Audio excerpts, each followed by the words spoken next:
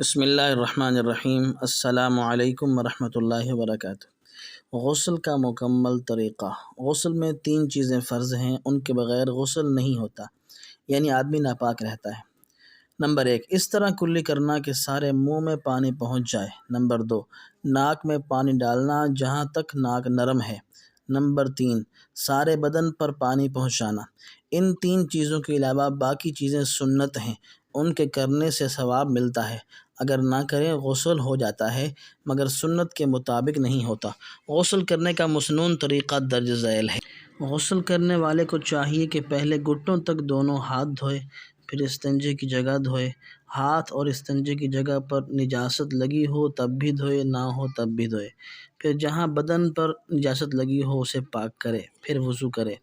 اگر کسی چوکی، سٹول یا پتھر پر بیٹھ کر غسل کر رہا ہے تو وضو کرتے وقت پیر بھی دھو لے، اور اگر ایسی جگہ ہے کہ پیر بھر جائیں گے غسل کے بعد، پھر بعد میں دھونے پڑیں گے، تو سارا وضو کرے لیکن پاؤں نہ دھوئے۔ وضو کے بعد 3 مرتبہ اپنے سر پر پانی ڈالے، پھر 3 مرتبہ داہنے یعنی سیدھے کندھے پر، اور 3 مرتبہ بائیں الٹے کندھے پر پانی ڈالے، اس طرح کہ سارے جسم پر پانی بہہ جائے۔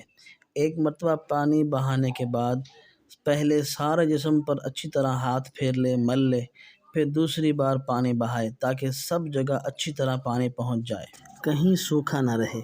پھر اس جگہ سے ہٹ کر پاک جگہ میں آ جائے اور پیر دھوئے۔ اگر وضو کے وقت پیر دھو لیے ہوں تو اب دھونے کی ضرورت نہیں، اس طرح غسل مکمل ہو جائے گا۔ مذکورہ بالا طریقہ کے علاوہ اور بھی چند باتیں ہیں جن کا لحاظ کرنا چاہیے۔ غسل کرتے وقت قبلے کی طرف منہ نہ کرے، پانی بہت زیادہ نہ پھینکے اور نہ بہت کم لے، اس طرح اچھی طرح غسل نہ کر سکے گا۔ ایسی جگہ غسل کرے کہ اسے کوئی دیکھے نہیں۔ غسل کرتے وقت باتیں نہ کرے۔ غسل کے بعد کسی کپڑے سے اپنا بدن پونجھ لے، تولیہ وغیرہ۔ بدن ڈھکنے میں بہت جلدی کرے، یہاں تک کہ اگر وضو کرتے وقت پیر نہ دھوئے ہوں تو غسل کی جگہ سے ہٹ کر اپنا بدن ڈھک لے، پھر دونوں پاؤں دھو لے۔ اگر تنہائی کی جگہ ہو جہاں کوئی نہ دیکھے تو ننگے ہو کر نہانا بھی درست ہے، چاہے کھڑا ہو کر نہائے یا بیٹھ کر، لیکن بیٹھ کر نہانا بہتر ہے کیونکہ اس میں پردہ زیادہ ہے۔ نہاتے وقت زبان سے کلمہ یا کوئی دعا نہ پڑھے۔ اگر غسل کے بعد یاد آئے کہ فلانی جگہ سوکھی رہ گئی تھی تو پھر نہانا واجب نہیں دوبارہ، بلکہ جہاں سوکھا رہ گیا تھا اس کو دھو لے، لیکن فقط ہاتھ پھیرنا کافی نہیں ہے، بلکہ تھوڑا سا پانی لے کر اس جگہ پر بہانا چاہیے۔ اور اگر کلی کرنا بھول گیا ہو تو اب کلی کرے۔ اگر ناک میں پانی نہ ڈالا ہو تو اب ڈال لے۔ غرض جو چیز رہ گئی ہو اب اس کو کر لے، نئے سرے سے غسل کرنے کی ضرورت نہیں ہے۔ سر کے سب بال بھگونا اور ساری جڑوں میں پانی پہنچانا فرض ہے۔ اگر ایک بال بھی سوکھا رہ گیا یا ایک بال کی جڑ میں پانی نہیں پہنچا تو غسل نہیں ہوگا۔ البتہ خواتین کے بال اگر گندھے ہوئے ہوں تو بالوں کا بھگونا معاف ہے، لیکن سب جڑوں میں پانی پہنچانا فرض ہے، ایک جڑ بھی سوکھی نہ رہے۔